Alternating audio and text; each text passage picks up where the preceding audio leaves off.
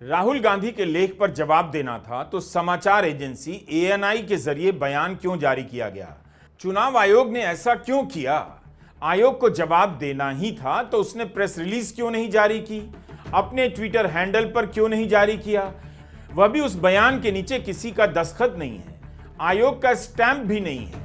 यह भी सवाल उठ रहा है कि जवाब आयोग को देना चाहिए तो दे रही बीजेपी है।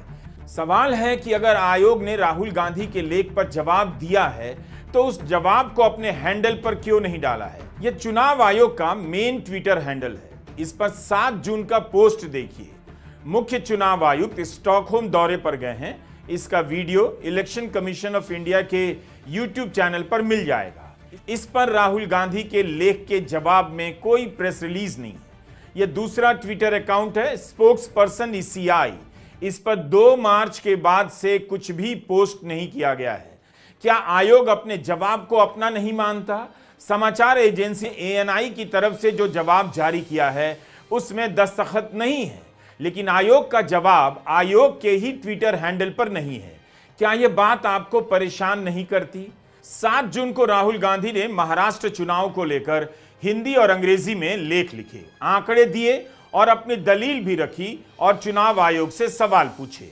शनिवार 7 जून को इंडियन एक्सप्रेस, लोकमत और दैनिक जागरण में राहुल गांधी का यह लेख छपा है।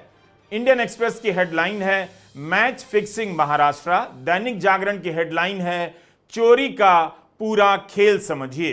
तर्क, तथ्य और आंकड़े और अपने नाम के साथ अगर कोई लेख लिखे, नेता प्रतिपक्ष लिखे, तो जवाब आयोग को अपने नाम के साथ देना ही चाहिए था।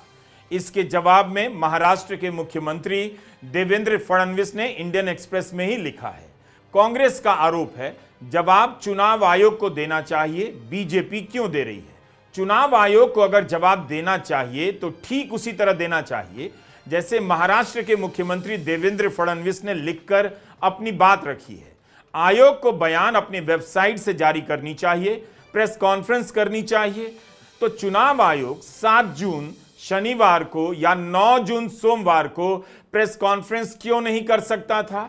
कम से कम यही ट्वीट कर दिया जाता कि हम समय आने पर आधिकारिक बयान जारी करेंगे। ही नहीं, एएनआई के जरिए आयोग का जो जवाब जारी हुआ है वह चुनाव आयोग के ट्विटर हैंडल पर नहीं है। क्या आयोग देश की दूसरी सबसे बड़ी पार्टी के नेता को, नेता प्रतिपक्ष को जवाब देने के लायक नहीं समझता?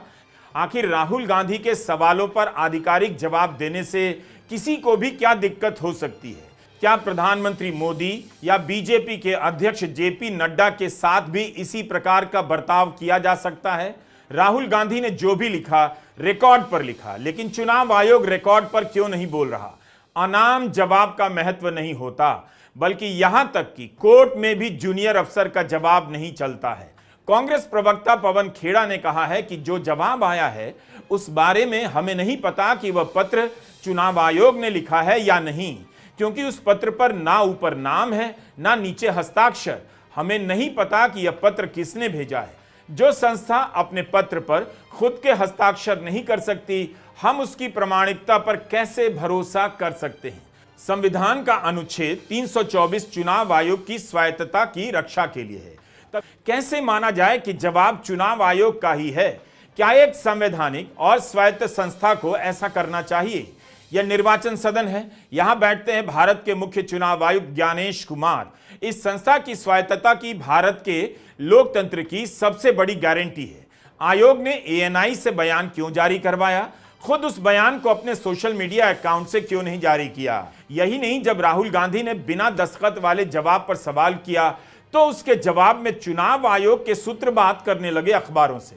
अपने ट्वीट में भी राहुल ने यह सवाल उठाया है कि आयोग इंटरमीडिएरीज, मध्यस्थ के माध्यम से बयान क्यों जारी कर रहा है? सूत्र बात कर सकते हैं, बिना हस्ताक्षर वाला बयान आ सकता है, तो मुख्य चुनाव आयुक्त और बाकी के 2 चुनाव आयुक्त सामने आकर देश की जनता के सामने बयान क्यों नहीं दे सकते हैं?